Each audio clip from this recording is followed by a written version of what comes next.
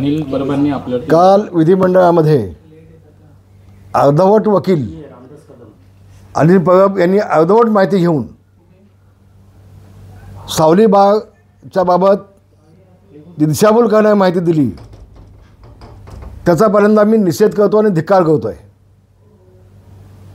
विधिमंडळाचा उपयोग अशा पद्धतीनं खोटी कलमं सांगून एक वकीलच सभागृहाची दिशाभूल करत असेल तर ही बाब अतिशय गांभीर्यानं विधिमंडळातल्या सभापतींनी घेतली पाहिजे अशी माझी मागणी आहे. सावली बाग मागच्या 35 वर्षापासून आमचा आहे. होय, ज्योती कदम माझी पत्नी त्याची मालक आहे. 35 वर्षापासून एक शेट्टी नावाच्या गृहस्थाला आम्ही ते चालवायला दिलेलं आहोत. त्या शेट्टीकडे वेटर मुलींची परमिशन आहे आणि ऑर्केस्ट्राची देखील परमिशन आहे. पोलिसांनी ज्यावेळेला चेक केलं त्यावेळेला तिथे काही नियमबाह्य गोष्टी घडल्या असं पोलिसांचं म्हणणं ज्यावेळेला पडलं त्यावेळेला आम्ही ताबडतोब त्याची ॲग्रीमेंट कॅन्सल करून टाकली आणि आम्ही त्या लेडीज मुलींची आणि ऑर्केस्ट्राचं भाग हे रद्द करून टाकलं, कॅन्सल करून टाकलं, कमिशनरकडे सुपूर्द करून टाकलं नैतिकतेनं, आणि आम्ही ते हॉटेलसुद्धा बंद करून टाकलं. तिसरी गोष्ट, अनिल परब यांनी जो ॲक्ट सांगितला तो ॲक्ट बॉम्बे प्रोव्हिजन ॲक्ट खाली आहे. त्यांनी ॲक्ट सांगितला तो ऑर्केस्ट्रा हा बॉम्बे प्रोव्हिजन ॲक्ट खाली येत नाही. ऑर्केस्ट्रा हा of skin dance in hotel 2016 कलम 8मध्ये त्यांनी स्पष्ट म्हटलेलं आहे की ॲग्रीमेंट घेऊन जो इसम हॉटेल चालवतो त्याचीच ती जबाबदारी आहे, ती जबाबदारी मालकाची नाही.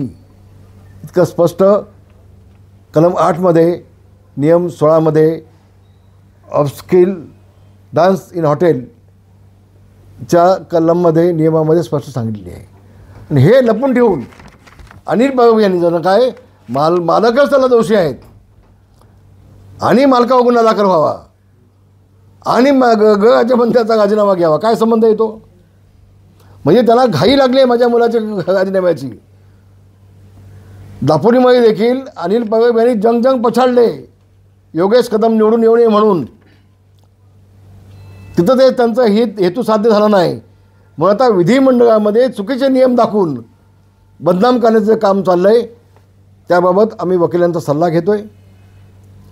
विधिमंडळातल्या सचिवांचा आम्ही सल्ला घेऊ आणि चुकीची कलम दाखवून आमची बदनामी केल्याबद्दल कोणत्या नियमान्वये आणि परबावरती कारवाई केली जाईल त्याबाबतचा आमचा अभ्यास चालू आहे. सर, या संदर्भात त्यांच्याकडून असं देखील सांगण्यात आलं होतं की एखादं मंत्रालय जर आपल्याकडे असेल तर त्या मंत्रालय संदर्भात आपण कुठलाच उद्योग करू शकत नाही असं त्यांच्याकडे. हा उद्योग त्यांचा नाही, हा उद्योग त्यांचा स्वतःचा नाही. हा माझी पत्नी, आम्ही वेगळे राहतो, ते गोरेगावला राहतात. एकत्र कुटुंब आमचं नाही. त्यांना अभ्यास नाही आहे, ते अर्धवट आहेत. अर्धवट वकील त्यांची माहिती आहे. आणि म्हणून महाराष्ट्रामध्ये कुठल्याही महिलेला व्यवसाय करायला कुठलीही अडचण नाही, कुठलीही अडचण नाही. आणि हा कायदेशीर आहे. कुठलंही बेकायदेशीर काम जर एखाद्याने केलं असेल, ज्याला चालवा दिली असेल, त्याच्यात कारवाई होईल. त्याला आम्ही बाहेर काढलं, लायसन्स जमा केली, हॉटेल बंद केलं. त्यामध्ये मंत्र्यांचा काय संबंध येतो? काही येत नाही. फक्त याचा सहारा घेऊन आपण मंत्र्याला काय बदनाम करू शकतो का?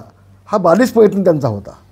एकेकाळी तुम्ही सहकारी देखील होते. विधान परिषदेच्या शेवटच्या दिवशीच हा संपूर्ण विषय काढण्यात आला. कुठे आपण त्याला विचारतो कोण? याला धूप घालतो कोण? याला भीक घालतो कोण?